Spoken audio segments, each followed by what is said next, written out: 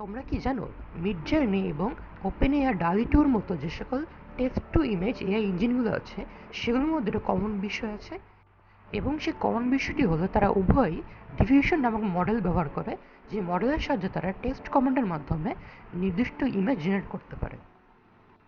Diffusion model ব্যবহার করে ছবি জেনারেট করতে পারে এরকম আরেকটি এআই ইঞ্জিন হলো স্টেবল ডিফিউশন। তবে সবথেকে বড় কথা হলো স্টেবল ডিফিউশন ওপেন এআই ডালি টু অথবা মিডজার্নির মধ্যে কোনো পেইড সফটওয়্যার না, বর্তমানে ফ্রিতে ইউজ করতে পারবে এবং এটার সোর্স কোড সম্পূর্ণরূপে পাবলিকলি অ্যাভেলেবল।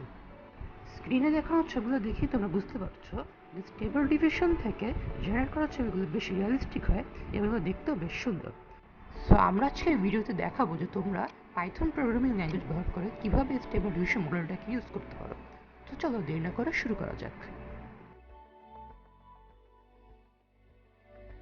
সো আমরা এখানে কোড এডিটর হিসেবে গুগল কোল্যাব ব্যবহার করেছি, কারণ গুগল কোল্যাবের মাধ্যমে আমরা অনলাইনে ফ্রি জিপিও অ্যাক্সেস করতে পারবো, যে জিপিগুলোর সাহায্যে আমরা স্টেবল ডিফিউশন মডেলটাকে খুব সহজে ইউজ করতে পারবো।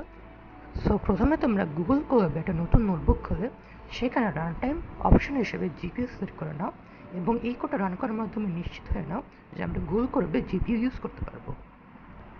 এরপর আমরা এই 4 লাইন কোড রান করার মাধ্যমে স্টেবল ডিফিউশন রান করার জন্য যে সকল পাইথন মডেল প্রয়োজন সেগুলো ইনস্টল করে নেব। স্টেবল ডিফিউশন মডেলটা ব্যবহার করার জন্য আমাদেরকে এর অফিসিয়াল ওয়েবসাইট হাগিং ফেস থেকে একটা অ্যাক্সেস টোকেন নিতে হবে। সেজন্য তোমরা হাগিং ফেস ওয়েবসাইটটি ভিজিট করে সেখানে নতুন অ্যাকাউন্ট খুলে লগ ইন করো। নতুন অ্যাকাউন্ট তৈরি হয়ে গেলে এবার তোমরা তোমাদের প্রোফাইলে ক্লিক করে সেটিংসে যাও।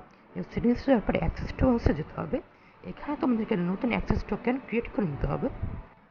সো এখানে আমরা নিউ টোকেনে ক্লিক করে নেম হিসেবে স্টেবল ডিফিউশন দেব এবং রোল হিসেবে রাইট সিলেক্ট করে আমাদের টোকেনটাকে জেনারেট করব।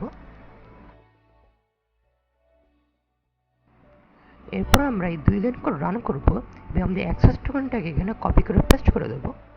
এখানে দেখবে টোকেন ইজ ভ্যালিড এবং তোমার লগ ইন এখানে সাকসেসফুল হবে। এরপর আমরা স্টেবল ডিফিউশন চালানোর জন্য যে সকল পাইথন মডিউলগুলো ইনস্টল করে নিয়েছিলাম সেগুলো লোড করে নেব। এরপর আমরা এই এক্সপেরিমেন্টাল পাইপ ভ্যারিয়েবলটার ভেতরে আমাদের স্টেবল ডিফিউশন মডেলটাকে লোড করে নেব। এবার আমরা আমাদের পছন্দ মতো টেক্সট কমান্ডের মাধ্যমে আমাদের কল্পনা ছবিটাকে জেনারেট করতে পারবো। প্রথমে আমরা প্রম্পট হিসেবে photograph of a horse on moon বা চাঁদের মাটিতে একটা ঘোড়ার ছবি জেনারেট করতে দিয়েছি। সো আমরা এই কয়েন কোডের মাধ্যমে আমাদের ছবিটাকে জেনারেট করবো। তো তোমরা দেখতেই পাচ্ছ যে খুব অল্প সময়ের মধ্যে আমাদের ছবিটা জেনারেট হয়ে গেছে এবং এটি বেশ রিয়েলিস্টিক ছবি। এরপর আমরা প্রম্পট হিসেবে dog sitting in the field of autumn leaves বা একটা মাঠের মধ্যে সবুজ পাতার উপর একটা কুকুর বসে আছে এরকম একটা ছবি জেনারেট করতে দিয়েছি।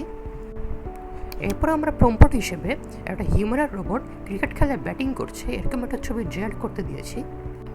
সো ছবিগুলো দেখে তোমরা বুঝতে পারছো যে ছবিগুলো বেশ রিয়েলিস্টিক এবং দেখতেও খুব সুন্দর। তোমরা চাইলে 3টা ছবি একসাথে একটা গ্রিড আকারে দিতে পারবে, সেই জন্য তোমাদেরকে এই গ্রিড ফাংশনটা আগে রান করতে হবে। এবার আমরা কমান্ড প্রম্পট হিসেবে একটা রোবট ফুটবল খেলছে এরকম একটা ছবি জেনারেট করেছি এবং তোমরা দেখতেই পাচ্ছ যে 3টা ছবিটা গ্রিড আকার এখানে শো করছে। সো এভাবেই তোমরা খুব অল্প সময় এবং অল্প ক্যালকুলেট পাইথন কোডিংয়ের মাধ্যমে স্টেবল ডিফিউশন ব্যবহার করে তোমাদের কল্পনা ছবিকে বাস্তবে জেনারেট করতে পারবে। আর এই ধরনের মজার মজার কন্টেন্ট পাওয়ার জন্য টেকটোপিয়ার সাথেই থাকবে।